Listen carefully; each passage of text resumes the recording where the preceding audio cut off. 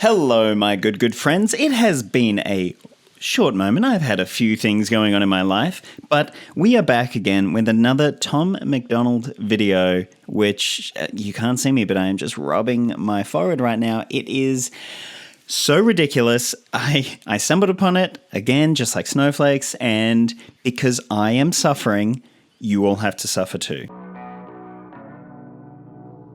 The country fell asleep, but they scream woke. We're distracted by vaccines and TV shows. Alrighty, so straight off the bat, we're distracted by vaccines. Now, for any future listeners, we as in the world, because you can hear my accent, I'm clearly not American, but the world is currently in the grips of an airborne pandemic. He released this on August the 14th, 2021. Distracted by vaccine. What the fuck is he even talking about? Oh my god. He's so stupid. Politics, celebrity, gossip, popular, neat quotes. Black lives, white lives, which lives mean most? Clearly a reference to the Black Lives Matter movement versus, I guess in his mind, it's equated to All Lives Matter. This is the kind of weird, insincere, fake polarized thinking that he is going to rail against later in this clip. And he's buying into it 100%. We only dedicate one day to remember our fallen soldiers, the men and women who died young. Now, as I just said, I'm not American, but can anybody tell me, is there only one day of the year where the United States thinks about their military? Because from what I've seen, and from the whole Colin Kaepernick thing, deep unquestioning reverence of the military seems to be built into the psyche of America. So I don't think it's particularly apt or intellectually honest for him to be saying, well, we only think about the fallen soldiers one day a year.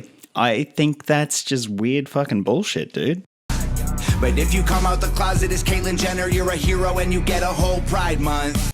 So it's not going to surprise anyone that this dude's transphobic, but the whole Pride Month thing, I mean, no, I'm going to try and explain something that he has no concept of, absolute no concept of social justice movements throughout, even the 20th century, workers' movements, indigenous movements, civil rights movements.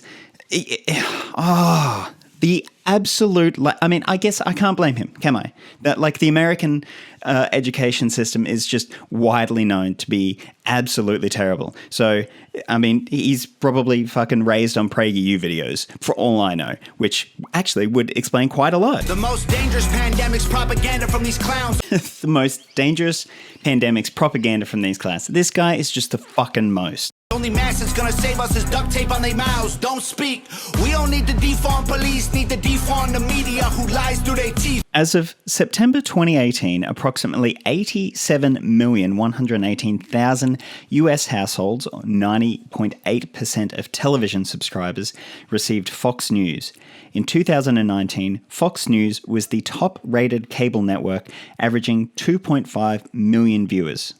Fox News has been described as practicing biased reporting in favor of the Republican Party, its politicians, and conservative causes while portraying the Democratic Party in a negative light. Critics have cited the channel as detrimental to the integrity of news overall. Fox News' official position is that its news reporting operates independently of its opinion and commentary programming, and it has denied bias in its news reporting, although former employees have stated that Fox ordered them to slant the news in favor of conservatives.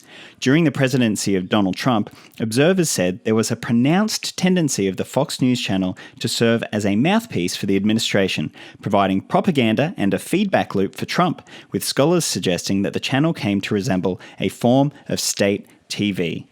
Like, Big Pharma doesn't cure you, dog, because every patient that gets cured is a customer lost. Damn, are we about to get into some regulating the big giant industries? Because I am down for that. Dude, I am there with you on this one. And big oil runs the world. The only wars that get fought are with the countries who have natural resources they want. Again, another pretty controversial statement. Not for most people, but for a conservatively slanted rapper to take. Has this dude been reading some Noam Chomsky? Because it wouldn't surprise me with these takes. Good job, man. Heard him claiming if a white man braids his hair and likes rap, he's appropriating culture. 2015 Tumblr called, they want their talking points back. But if a white man acts too white, he's white trash, he's a racist, he's a bigot, he's a monster. Dude, I'm sorry you feel so sad about being white. Let's just have the conversation. Not every liberal is dumb, not all Republicans are racist. The government wants everybody fighting with their neighbors because they know that if we get along, we'll probably go against them. Oh, top tier political analysis here. This dude understands what he is talking about. He has investigated ideology. He understands how the institutions of power work. He has... Oh, man, this is painful. It's like arguing with a 17-year-old on Facebook. How does this guy have a platform? They can't stop us, 'cause we're ready to fight, trying to brainwash us. But we won't let freedom die. The whole world's brainwashed. Everybody pick a team, start a riot in the streets. The whole world's brainwashed. It's us against them, it ain't you against me.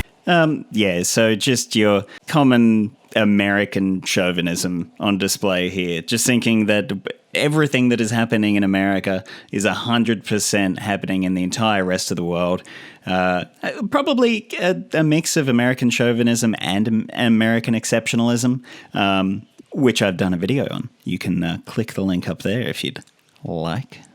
How did monkeys become people and people turned into sheep? They put fluoride in the water that's keeping us all asleep. Claim they want what's best for us, I find it hard to believe, because they've been selling us cigarettes since we was 18. I mean, yeah, again, are we going to start talking about regulating industry? Because I feel like he's got some pretty good criticisms leveled at capitalism and also at neoliberalism. Dude, 100% hit me up. I'm going to red pill you. Red as in, the Reds, and we can take over and we can destroy America. Let's go for it. Fake news, fake woke, distract and divide. You're either right or you're left or you're black or you're white. Again, this bizarre preoccupation with divisions. Now, categories and divisions exist for a reason. Now, there is an overwhelming and it is mostly American, this overwhelming desire to just see themselves as, hey, we're all Americans and we should all be all that means is Americans, us versus them as in we decide, who the others are, whether that's Afghanis or the Chinese now or the government or, it's just we don't like this division, so we want our own division. Big tech don't need a microchip to hack in your life, because the phone inside your pocket is a tracking device. And I don't know what I'm more sick of, rappers or Joe Biden looking like he ate 100 Xanax for dinner. Oh, bro, what are you doing, bro? Oh, no, with the hate? Bro, hey, we're all one. Why do you need to unnecessarily divide us? Why are you having a go at Joe Biden and the Democrats? Cause censoring the president and kicking him off Twitter is a bigger threat to freedom than foreign ballistic missiles. Not a real good grasp of international relations theory there, but okay. You don't trust the police or the government, but you want people giving up their right to own a firearm. Why would you be comfortable if police and the government the only people on the planet with the right to buy a gun? And here we see what I think is one of the main reasons that people who kind of wade into political arguments and political commentary without the requisite knowledge do so poorly. He has just expressed an ontological view of the world, an ontological view of how society exists, how people interact with each other, how institutions, authority, and power work. But he would simply take that as, oh, it's common sense. It just exists on the face of it. It's so simple. However, he does not understand that he has just expressed an ideological view. He's making me go nuts. His ideology is on clear display here. However, because he doesn't know anything, he thinks he's just stating cold, hard facts, and this is just how the world works. And unfortunately, this is how people get taken advantage of, because they don't understand that their belief system constitutes an ideology which is based on an ontological view of the world. Thanks for coming to my TED Talk. White privilege getting amplified to reinforce division. It convinces white people that they're favored by their skin, and black people getting angry because they're told they're treated different. So the conflict is between us and never with the system. That is 100% how you would interpret the systemic critique of institutional racism if you have no materialist understanding of the world. If you only possess an idealist understanding of the world and people as individual actors, and those actors are what create everything, that is 100% how you're going to see it. Oh, well, black people are told this and white people are told this, but nothing actually exists systemically for these people because they believe that everyone is 100% in charge of their own destinies. And if we would just stop telling people that they're bad, then everyone can reach the heights that they're meant to reach.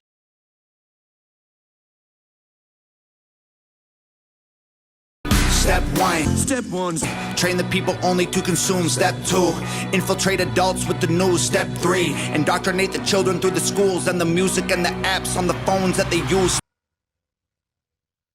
Well, phase 3 is profit, get it? Step 4, separate the right from the left. Step 5, separate the white from the black. Step 6, separate the rich from the poor. Use religion and equality to separate them more. Step 7, fabricate a problem, made a lie. Step 8, put it on the news every night. Step 9, when people start to fight and divide, take control. This is called situational design. What you just said is one of the most insanely idiotic things I have ever heard. At no point in your rambling, incoherent response were you even close to anything that could be considered a rational thought. Everyone in this room is now dumber for having listened to it. I award you no points, and may God have mercy on your soul. And with that, we're at the end of the video. I do want to put my Patreon out there. It's patreon.com/onlydog-on-the-left. I have a few different tiers. I'm about to revamp it. I am about to start a little Facebook group as well for all my Patreons. So if you want to jump in there and you want to be able to hit me up with ideas or just give me some feedback about how you think I could improve these videos, that would be absolutely wonderful. In Puppy Preschool, we have Extremely Online Left and Ben Snow. My guard doggos are Jordan Mark and Tristan Hennessy, and to A. Zeitlo, Dangwin, and Jackson Orville, you are very good boys. They're based on feelings, not facts. I'm not your gender studies professor who has to cater to your trigger warning, microaggression, safe space bullshit. Most women are happier at home. Clean up your room, organize your local landscape, schedule your time. And I have to say that my brain is still in recovery mode from taking in so many high-level important ideas.